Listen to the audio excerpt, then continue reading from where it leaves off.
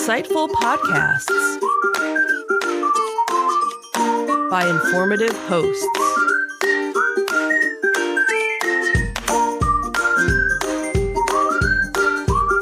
Insights into Things, a podcast network.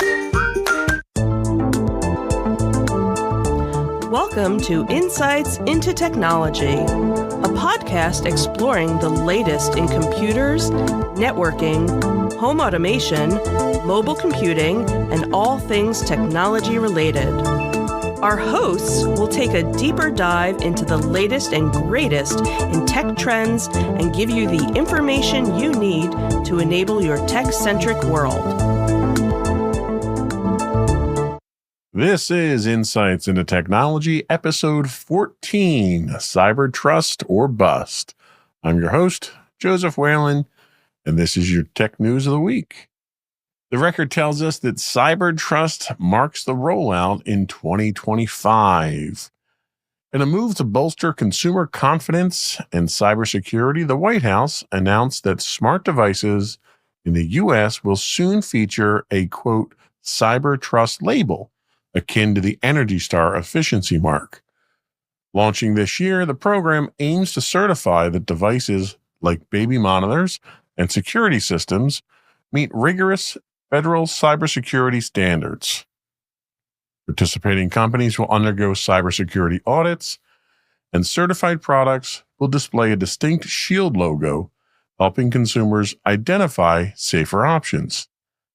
This bipartisan initiative, supported by the FCC and backed by major retailers like Amazon and Best Buy, also sets the stage for a 2027 mandate requiring federal agencies to purchase only certified devices.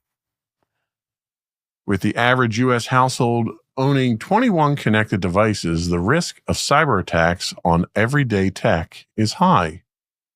Experts highlight the need for stronger security, citing vulnerabilities that have enabled hackers to exploit IoT devices for botnet attacks.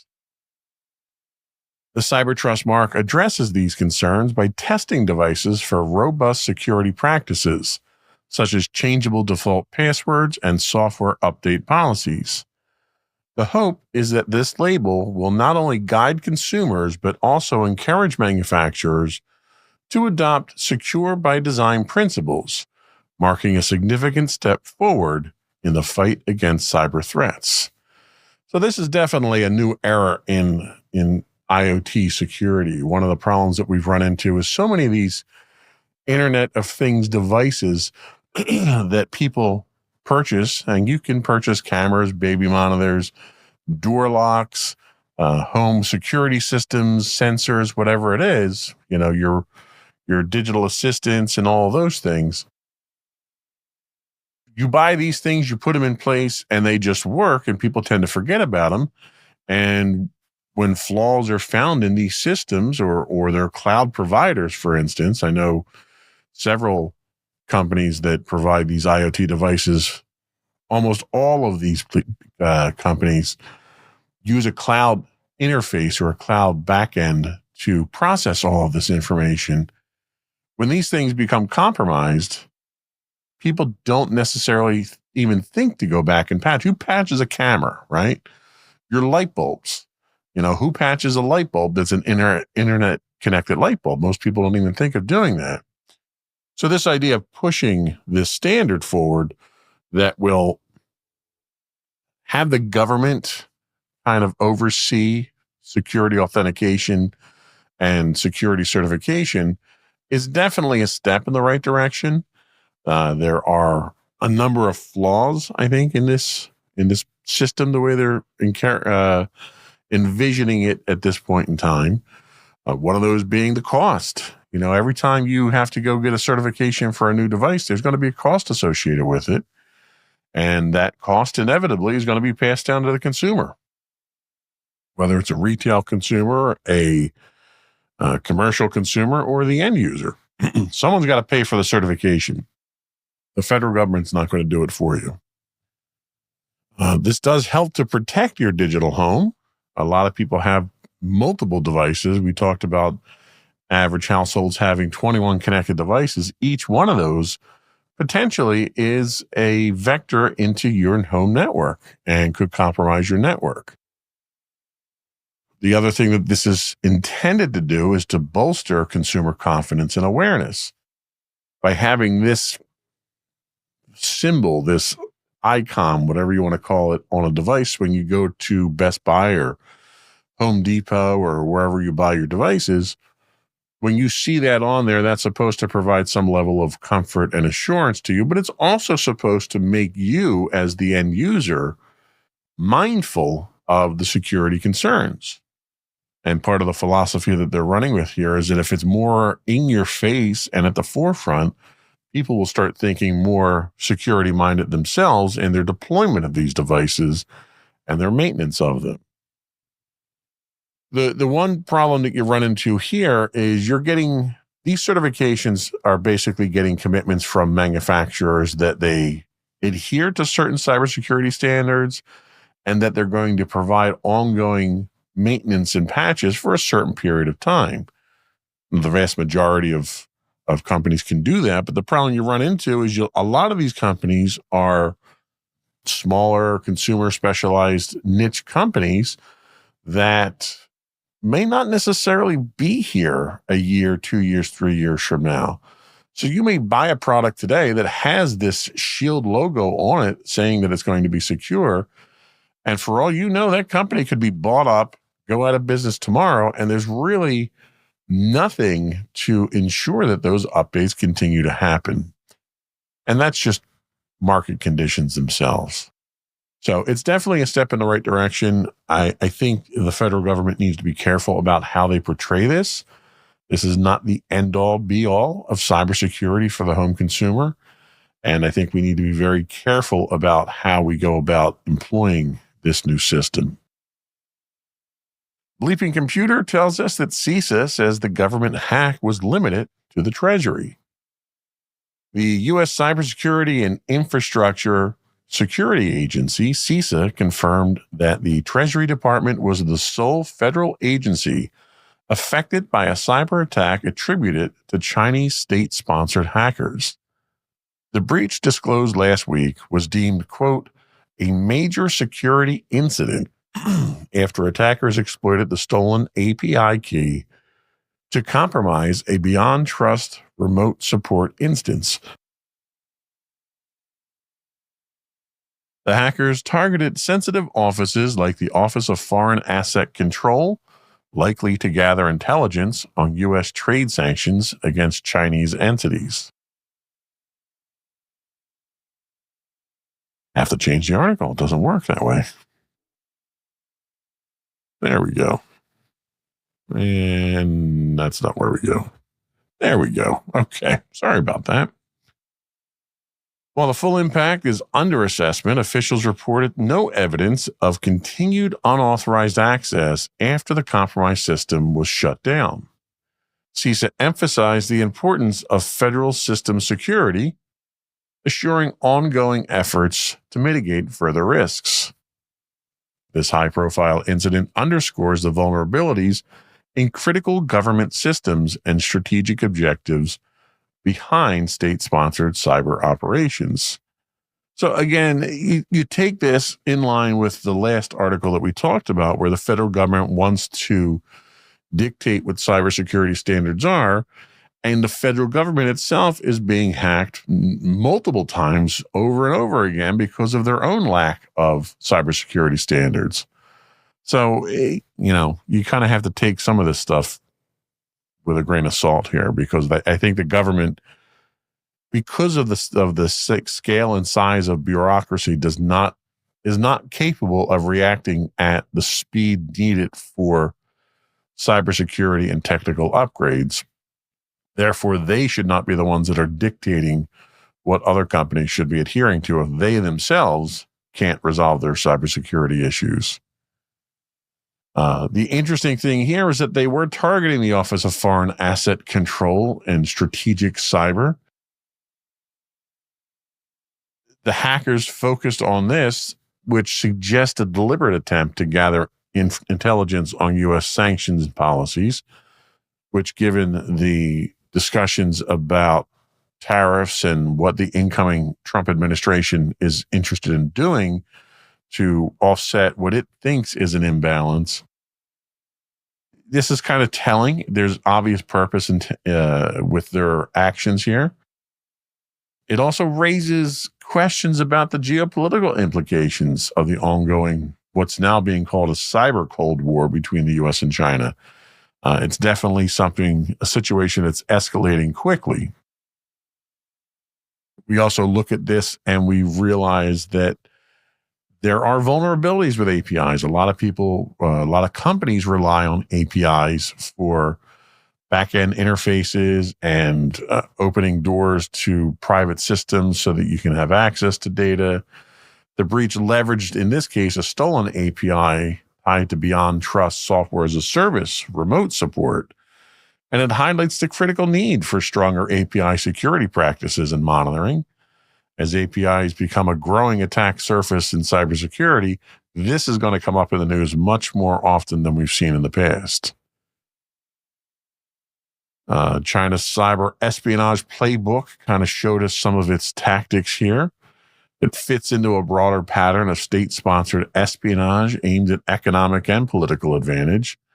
So as the political side of things moves, you're going to see cybersecurity evolve very quickly with it. The one good thing that came out of this, though, was the interagency coordination and the transparency. CISA's overall role in this entire incident speaks to the importance of that interagency collaboration. And we kind of saw that after 9/11 when we had all of our intelligence apparatus sort of operated in their own siloed environments. And then after 9/11, those discrepancies were analyzed, and they came up with the Department of Homeland Security to bring the intelligence organizations together. CISA's kind of trying to play that role now by keeping communication open, flowing information where it needs to go, and trying to coordinate defense against these things. And as the adversarial relationship between the U.S. and China continues to evolve, that level of coordination, I think, is going to be key. So it should be interesting moving forward. I think this is something that's going to evolve very quickly. We are probably going to see this escalate within the next 3 to 6 months once the new administration is in place, assuming they follow through with a lot of the, I'll say threats, because they weren't promises, they were threats against China. I think if those threats start to come to pass, you're going to see this more aggressive posture from China from the cybersecurity side of things. A Bleeping Computer also tells us that Washington is suing T-Mobile over a data breach. In a significant legal move, Washington State has filed a lawsuit against T-Mobile over the 2021 data breach that compromised the sensitive personal information of over 2 million Washington residents and 79 million people nationwide. The breach, which began in March 2021, went undetected for 6 months and was only discovered when stolen data appeared on the dark web. Attorney General Rob Ferguson alleges that T-Mobile played down the breach's sensitivity, failed to notify impacted individuals properly, and provided misleading or inadequate information, particularly to customers whose Social Security numbers were exposed. The lawsuit highlights T-Mobile's alleged failure to address ongoing cybersecurity vulnerabilities despite previous attacks, and accuses the company of misrepresenting its cybersecurity capabilities, giving customers a false sense of safety. The state is seeking penalties for violating consumer protection laws, compensation for affected individuals, and court orders requiring T-Mobile to improve its cybersecurity practices and transparency. In response, T-Mobile expressed disagreement. Of course they did. So the extended detection gaps in enterprise security is something that is becoming more and more apparent. We saw this certainly with all the carriers that had this. The breach in this case went undetected for 6 months, and there's a lot of damage that can be done in 6 months, whether it's data exfiltration or discovering additional exploits and backdoors, or just simply planting software in the system itself to trigger at a later date. This also underscores the challenges that enterprise face in monitoring and detecting advanced threats. There's a lot of technology out there targeted for this. But again, this cat and mouse game with cybersecurity means that every time a new advancement comes out for detection, it almost immediately follows that there's some sort of workaround for that or some way to get past it. It also begs the question of, are businesses investing adequately in continuous monitoring and proactive threat detection? A lot of times you try to do this yourself with a homegrown solution and you don't have the staff to monitor this, or you don't have the hardware or the automated systems that are strong enough to do this. The problem that you run into is a lot of the monitoring and detection that is relied on in these cases is automated. So it's pattern recognition. And when those patterns start to differ, or you get different signatures in some of the activity that you're looking for, the systems themselves are slow to adapt to it. Until a breach happens, it's very difficult to discern what that signature actually is to feed back into the monitoring system. The failure of security in high target industries is a big key here. We know that they hit the telecom industries, which is obviously a massive issue. These telecom industries span across pretty much everything that we do as a country. T-Mobile serves as a cautionary tale for enterprises about the risks of underestimating their attractiveness to cyber adversaries. And this speaks to small and medium-sized businesses as well, where a lot of the philosophy of the business ownership and management is that, well, we're too small. They're not going to attack us. There's no reason for them to attack us. They're only going to go after the big fish. And that's not necessarily the case at all. A small, medium-sized company that happens to be doing business with the Department of Defense is ripe for attack because it's a vector into larger industries and a larger pool of resources. And a lot of companies don't realize that and have to understand that. An inadequate incident response is another thing that we saw here. There was a delay in their response. And then when they did respond, their response was inadequate. Their customer notification was lackluster. They were deceptive in what they were trying to portray. And we talked about this last week. It's one thing to not have evidence pointing directly to personal identifiable information being breached. And when you make a statement of, we have no evidence that this has been breached, that's true. When you have evidence that has been breached and then you make a statement contrary to that evidence, that's falsification of records there. That's fraud. And you have to be very careful. You certainly don't want to alarm the public, nor do you want to embolden the attackers by making announcements of significant breaches. But you also don't want to violate the law and commit fraud by misleading people either. If I, as a user, know that my personal information has been compromised, I can then take action. I can freeze my credit reports and various, change passwords, whatever it is I have to do to mitigate any potential dangers from that. But when you're not forthcoming with that information, you as a company have robbed me of the opportunity to combat your own incompetence. Then the last thing to discuss is the regulatory and financial ramification for businesses. This particular lawsuit from a state government illustrates how breaches can lead to long-term financial and legal repercussions, and it signals a warning to enterprises to prioritize compliance with consumer protection and data security laws. Now, again, these compliance regulations are being dictated by the government, and the compliance regulations are months to years behind where the industry is. So while compliance with these regulations can be costly, they're not particularly arduous or difficult to achieve. But if you're not making the effort, you're not going to achieve them. So we'll see where this goes. T-Mobile last week had talked about the fact that they had mitigated the telecom breach itself. This week is a different story. So it just goes to show you how the news cycle can evolve very quickly when information of fact can come out.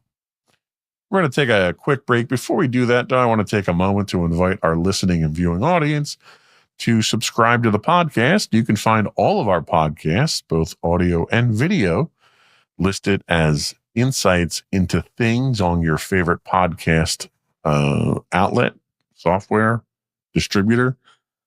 We're available on Apple Podcast, Stitcher, not Stitcher. I keep saying Stitcher, but they're not around anymore. Google, iHeartRadio, Buzzsprout, Amazon. I actually listened to it on Amazon the other day, which was interesting.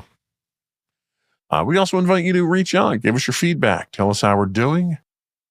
What do you want us to talk about? What do you not want us to talk about? You can email us at comments@insightsintothings.com. We're available on Twitter or X at insights_things. You can find us on Facebook at facebook.com/insightsintothingspodcasts. You can also call into us now. We don't have a live person answering the phones, but you're welcome to leave a voicemail on the line, and we can integrate that into one of our future shows as appropriate. You can call in to 856-403-8788. That's 856-403-8788. Or you can find links to all these and more on our official website at www.insightsintothings.com. We'll be right back.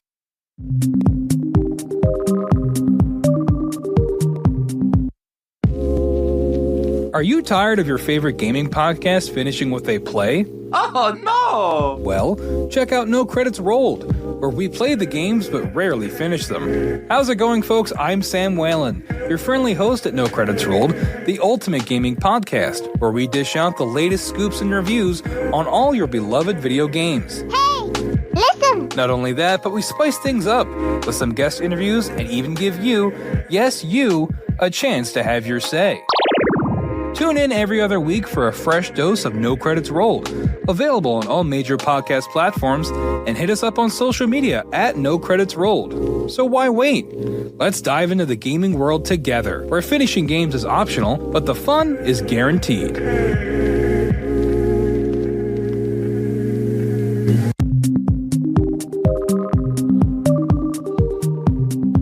Welcome back. We are talking tech today.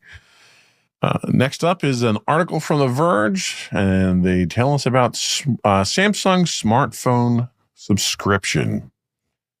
Samsung is set to expand its AI subscription club to its Galaxy smartphones and the upcoming Bally AI robot starting next month. Initially launched in South Korea last December for home appliances, the subscription model offers consumers access to AI-powered devices with optional repair and maintenance services, allowing lower upfront costs, while Galaxy AI features will remain free at least until the end of 2025. The subscription option adds flexibility for users. The rollout will begin in South Korea with Bally, also slated for a subscription-based launch in both Korea and the U.S. It's unclear if this model will expand globally, but more details will emerge as Samsung's Galaxy Unpacked event on January 22nd, where the Galaxy S25 series is expected to debut. This marks a notable step in Samsung's strategy to integrate AI capabilities across its product lineup through flexible payment models. So the emerging hardware as a service trend, this is right up that alley. Samsung's subscription model for smartphones and AI-powered devices highlights a shift towards hardware as a service. And in the commercial and enterprise industry, this is fairly common. You know, people lease printers, they lease servers, they lease network equipment. This isn't really something new. This is an interesting twist on consumer device usage. And they're now pushing this towards businesses for their smartphones. Let's face it. I mean, smartphones are well over $1,000 a pop at this point in time. And every 2 years, if you rotate your phones out to maintain your security and update status on them, that gets very costly for companies. And a lot of companies can't afford to do that constantly. We're looking at probably tens of thousands of dollars annually to maintain this type of arrangement. And the idea is the AI devices, the AI powered devices are even more expensive than what you're looking at for a standard phone. It's a cost-effective way to maintain your inventory as a company. The regional trial and scalability raises some questions, with the initial rollout limited to South Korea and Bali launching in the U.S. Businesses may question when and how such subscription services will scale globally. Companies that do have staff around the globe wouldn't necessarily apply to this until it's a full rollout. The other concern here is vendor lock-in. We run into this issue already with mobile device management, where they're not necessarily, depending on which model you go with, they're not universally compatible between Android and Apple devices. In this case here, enterprises need to consider the implications of relying on a subscription-based device, including the vendor lock-in. The need to address privacy risks associated with the AI-powered data processing is also a concern. I don't know how much AI people are going to be using on their smartphones for business use. Most of that, I would assume, would happen on a more robust computing platform. A lot of what we see from an AI standpoint on smartphones now is kind of gimmicky and personal stuff. So I don't know how much of a business application these types of services will have. But if nothing else, the concept itself offers another option for people. It offers a way basically to finance your maintenance in your smartphones rather than stealing from Peter to pay Paul with your upgrade plans and things of those nature. That can get almost cutthroat in some companies when you have to deal with, Susie got a new phone, how come I didn't get one, and stuff like that. With a lease program here, you may see some of those problems go away. Our next article comes to us from Wired. They tell us that Meta's new free speech is a gamble. Meta's recent decision to abandon its partnership with fact checkers and overhaul its moderation policies signals a shift in its approach to content management, drawing comparisons to Elon Musk's X. The company plans to replace its fact-checking programs with a community notes model, similar to X's crowdsource system, citing, quote, free speech as its motivation. Critics argue this move could open the floodgates to misinformation and hate speech, as Meta loosens its hateful conduct policy and aligns itself with conservative narratives. With 3 billion monthly users across its platforms, Meta faces significant challenges in scaling a crowdsourced moderation system, raising concerns about the potential for unchecked disinformation and bigotry. These changes, coupled with political appointments, like the Trump ally Dana White to its board, have sparked debate about Meta's direction, particularly as it seeks to reconcile free speech with responsible content management. Experts warn that such shifts might lead to an ecosystem rife with misinformation, diminished trust, and further polarization. Meta's path appears to mimic X's, but on a much larger scale, with consequences for the global information landscape. The content management shifts here tend to cause some concerns for enterprise brand safety, We saw this with X after Elon Musk took over and started making wholesale changes. You had a lot of sponsors decide that they were not going to stay on the platform, and they bailed. And, you're going to see something similar to that probably with Meta, but you're going to see it on a much larger scale. They have a significantly larger market share. The transition from fact-checking to community notes raises concerns about your brand. Do you want to be associated with some of the things that are going to be coming out on Meta now without these fact checks? Do you also have to worry about enterprise communication strategies? A lot of companies have now turned to social media platforms such as X and Facebook to communicate with their customers. Meta is loosening its hateful conduct policy and embracing its own unique idea of free speech could impact that. Businesses using the platforms may face increased scrutiny over their association with controversial or harmful content appearing alongside their ads.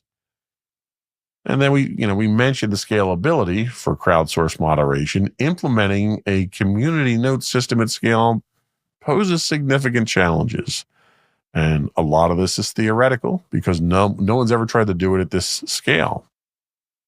An inability to effectively moderate content could impact enterprise use of the platform. You could see a lot of companies moving away from Meta and advertising and communication and their public presence because it's damaging to their brands. And I think Meta may have, in their effort to gain political favor with the new administration, may have overlooked a lot of these risks. The political alignment and enterprise trust don't necessarily align with each other. Meta's policy changes and board appointments suggest a shift toward a politically aligned strategy. And it's worthwhile mentioning that I don't disagree with their approach to it or their need to take this approach to it. We have an incoming administration that has openly stated its hostile policy towards anyone that doesn't adopt their philosophy, and quite blatant threats of retaliation for it. And a company like Meta is, their first and foremost concern is their investors and the company itself. And they're trying to protect the company by aligning themselves with the new political infrastructure coming in. That's probably right for the company from a defensive standpoint. I don't think it's right for the industry. I don't think it's right for their clients. It might or might not be right for their advertising partners. I think the problem that you're going to run into is as they fall over themselves to align themselves politically with the incoming administration, that short-sightedness will likely result in commercial and enterprise damages. Certainly financial damages are a high risk to the company in general as they take this tack and they start losing advertising customers. This is also going to impact their push for AI adoption. One of the biggest problems, one of the biggest fears that people have right now is that AI is too powerful and AI is uncontrolled and it's a beast that's waiting to be unleashed. When you have Meta as one of the companies that's developing a widely adopted platform for AI, and they are openly politicizing their corporate actions now, they're removing or highly mitigating their hate policies. They're doing away with fact checking. That seriously draws into question any AI product that they might be putting out on the market. And I think it's going to seriously jeopardize the adoption of their version of AI. Enterprises that were looking to adopt it may need to reconsider their dependency on Meta platforms. for credible and trustworthy customer interactions. I mean, overall, my personal opinion is it's dangerous. It's dangerous to want to cater to a point of view that is anti-fact and pro-rhetoric. And that seems to be exactly what Meta is doing here. I think they're doing a disservice to their users. They're certainly going to be doing a disservice to their enterprise customers. And I think the entire industry as a whole suffers from these types of short-sighted, politically motivated decisions, which is unfortunate. And in the realm of unfortunate, our last unfortunate article of today is Microsoft Workforce Makeover. This comes to us from GeekWire. Microsoft's workforce continues to face periodic layoffs, with the latest round targeting employees whose performance falls below company standards. While the tech giant did not disclose the number of job cuts, it emphasized its focus on high-performance talent and a commitment to employee development. These layoffs follow the trend set in 2023 when Microsoft announced 10,000 job cuts as part of a broader industry-wide cost cutting. Since then, smaller scale reductions have occurred across various divisions, including the Xbox team, following the company's $69 billion Activision Blizzard acquisition. As of September 2025, Microsoft's workforce stands at approximately 232,800, down from a peak 2 years prior. This ongoing pruning of roles reflects Microsoft's strategic focus on maintaining agility and operational efficiency in a competitive tech landscape. So the strategic workforce optimization, sounds like a very fancy way of saying we're just laying people off. They're billing it as a focus on high performing talent, and they're using periodic workforce reductions as strategic shifts towards efficiency and agility. Given the size of Microsoft, given the age of the company and how big it is and how many employees they've had in the past, it's kind of hard to argue with the need for efficiency and agility. You can't claim Microsoft as a cutting edge company anymore. When you get to a certain size, your ability to adapt and evolve and come out with groundbreaking products becomes compromised just from corporate bureaucracy. The impact this might have on cloud, where Microsoft is working diligently to become a leader and maintain that leadership in cloud enterprise services, could be significant. With Microsoft operating across diverse sectors, layoffs in underperforming divisions could affect service continuity and innovation. We've seen this with Google in the past. Google almost whimsically does away with certain products, certain services. They throw something out there almost as a test, and then if they don't think they can make money off of it, they shut it down despite what impact it has.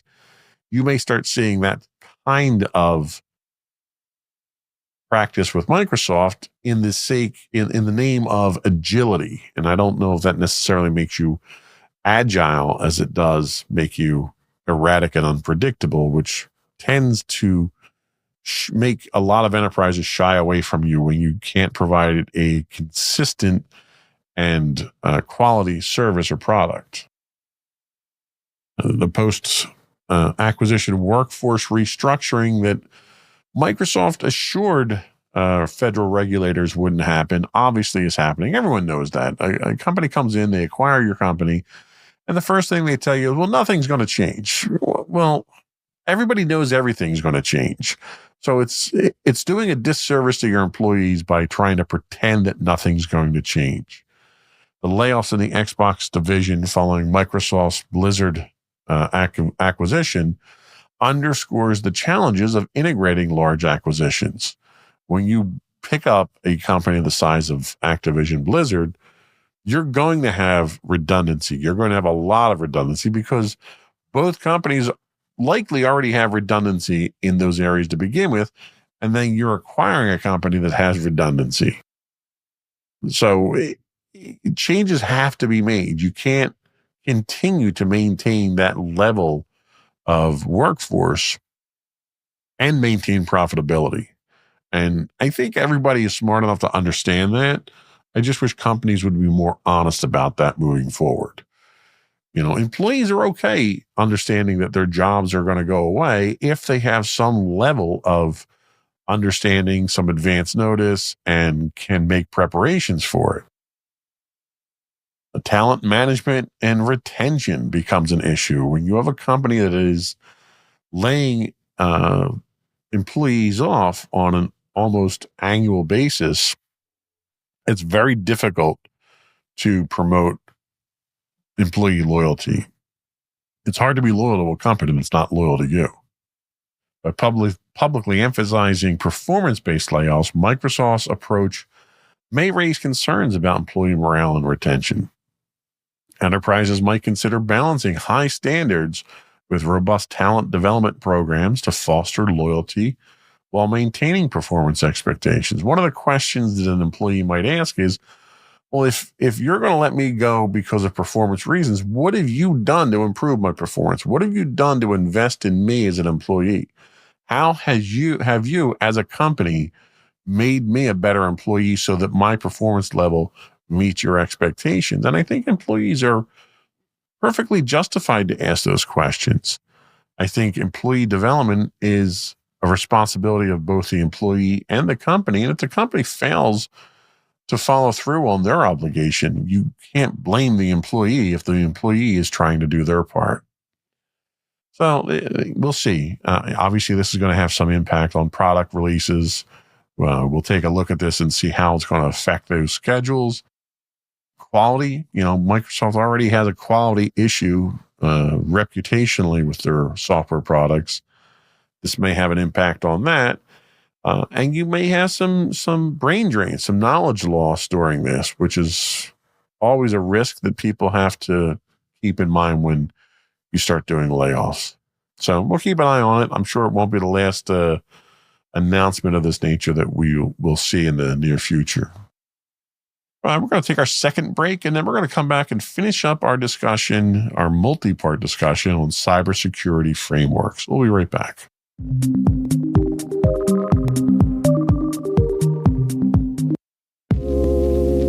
Are you tired of your favorite gaming podcast finishing with a play? Oh, no! Well, check out No Credits Rolled, where we play the games but rarely finish them. How's it going, folks? I'm Sam Whalen, your friendly host at No Credits Rolled, the ultimate gaming podcast, where we dish out the latest scoops and reviews on all your beloved video games. Hey, listen! Not only that, but we spice things up with some guest interviews and even give you, yes, you, a chance to have your say.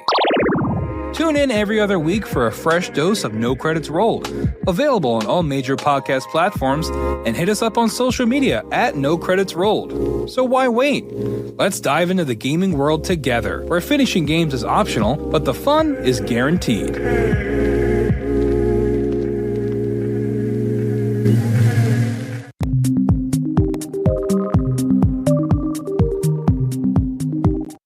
Welcome back to Insights into Technology. So in our sixth and final installment on cybersecurity frameworks, I wanted to briefly touch on what the future of cybersecurity frameworks and standards looks like.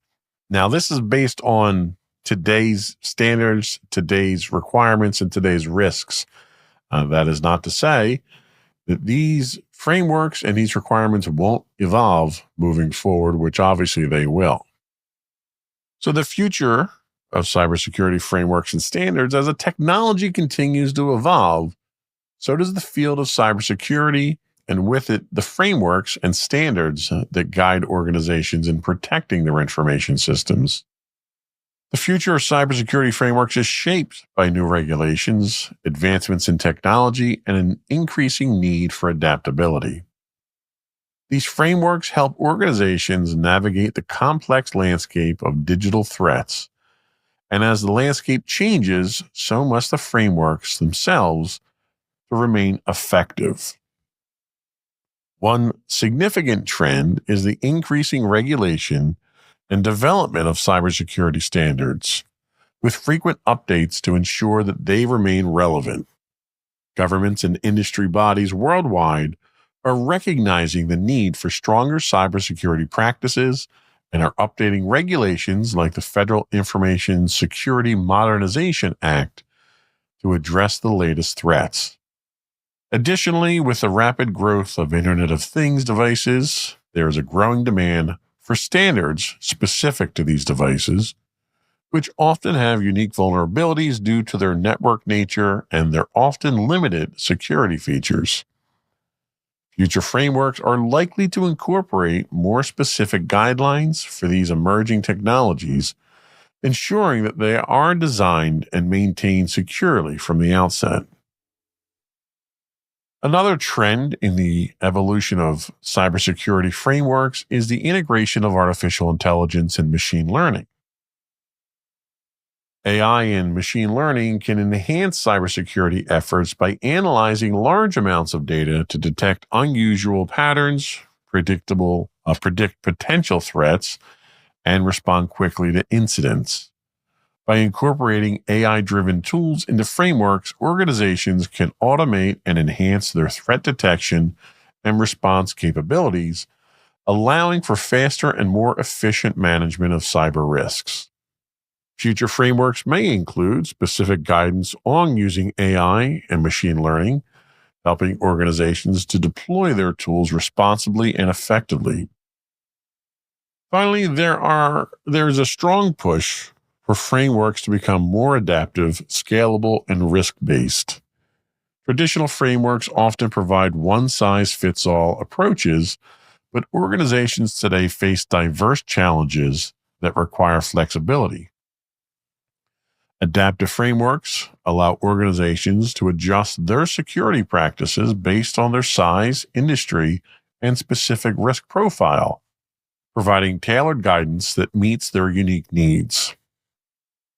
A risk-based approach, which prioritizes security measures according to the level of threat and potential impact, is becoming essential as organizations seek to allocate resources effectively.